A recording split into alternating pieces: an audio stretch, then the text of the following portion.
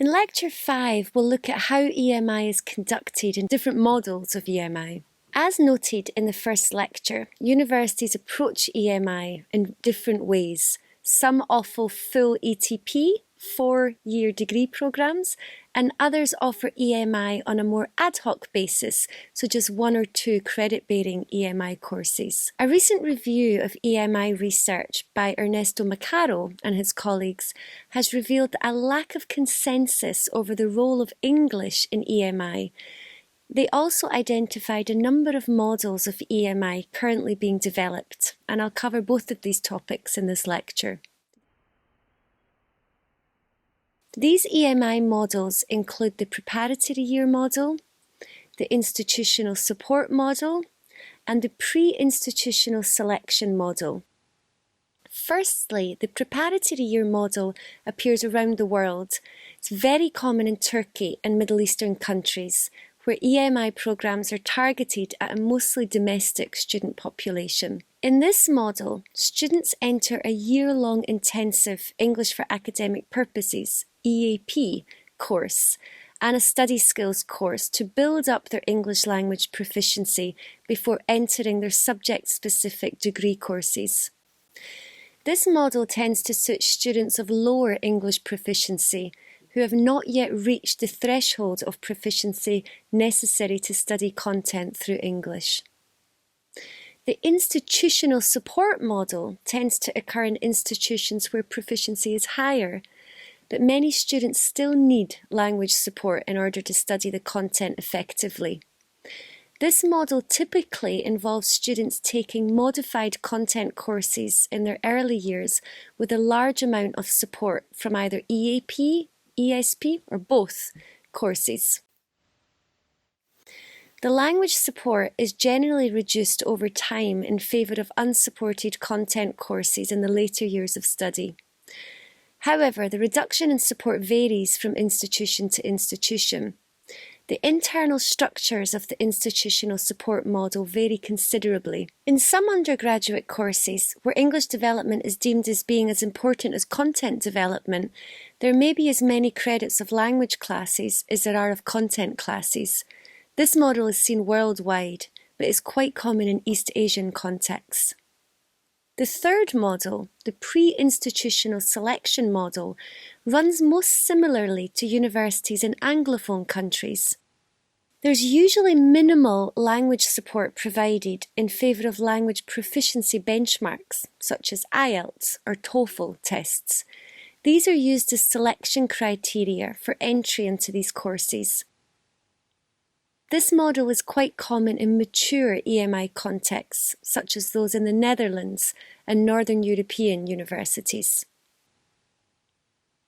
Here we see an example from Rikyo University in Japan, where we see how they've built in support in the early years. Here, English is used as a medium of instruction for the Bachelor of Business and Masters of International Business courses, and students take a sheltered approach to EMI. The ultimate goal of the curriculum is to enable students to learn university-level business courses through English, as well as to use English as a lingua franca professionally in an international business environment. Here, EAP and ESP courses and business courses are offered to students both with and without English support. The first and second year students will take English language programmes. These then lead on to global business major elective courses that are conducted entirely in English in the latter years. The Department of Global Business here conducts more than 70% of its major elective courses entirely in English. So to look at this again then, in the first and second year, students take EAP courses. They then take ESP courses supported with business content courses, offered both with and without English support. They take 4 courses over 4 university semesters, once a week over the first year and intensively in the second year, where they take EAP classes 3 times a week in the first semester and twice a week in the second semester, where they take ESP classes. This then prepares them to take global business major elective courses that are conducted in English in their third year, the EMI classes. The Department of Global Business, as I noted, conducts more than 70% of its elective courses in English, but full EMI is only offered in the latter years. EMI requires support for students. More than 10 years ago, Tsuneyoshi found that there was no systematic support offered to students who struggled when taking EMI classes in Japan. More recently, Burgess et al. Stated that support was lacking, and making the move from learning English as a foreign language to learning content in English was too challenging for students. In China, Beckett and Lee found a gap between the support provided and stakeholders' perceived needs, as well as between the language goals of the programme and the actual language goals of staff and students due to their English proficiency. The lack of support may require teachers to decrease the amount of content covered and/or the depth of coverage in order to ensure that the students can keep up.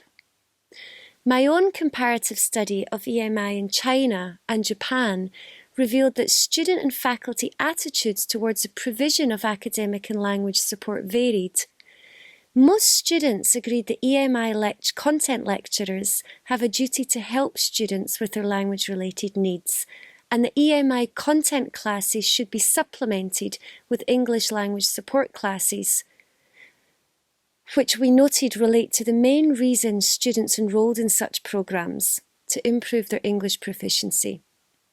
Faculty, however, did not feel as strongly with regards to supplementing classes, although the majority believed that content staff should also help with language-related needs. Some did, however, note that content teachers should also be responsible for teaching content, and that providing language support is beyond their skill set, and that it may be difficult to find instructors who can do this. Some also highlighted several issues providing support to students: time constraints, pressure, lack of training, amongst others.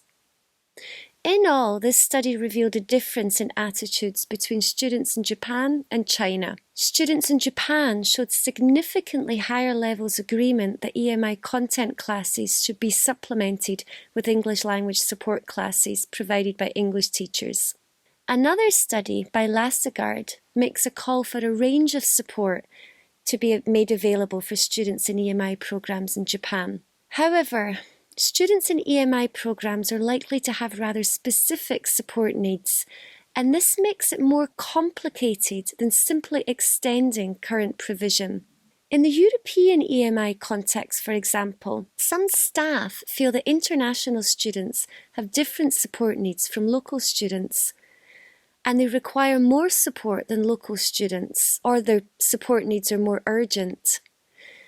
The support offered to students clearly needs to be internationalised to be maximally effective for the diverse student body. In Japan, Bradford suggests that students enrolled in EMI programmes should have access to academic writing support. More and more writing support services have been established at Japanese universities in recent years, and they have just started to be established at Chinese universities in the last 10 years. However, simply offering support is insufficient. It's also necessary to publicise this support to both academic staff and students. In the case of Japanese students in particular, even if they struggle with the content of their classes and know that the support is available, they may still be reluctant to take up such support. In Japan, Ishikura found that Japanese students were less likely than international students to feel that they needed support, even though they were more likely to feel difficulty when taking the EMI classes.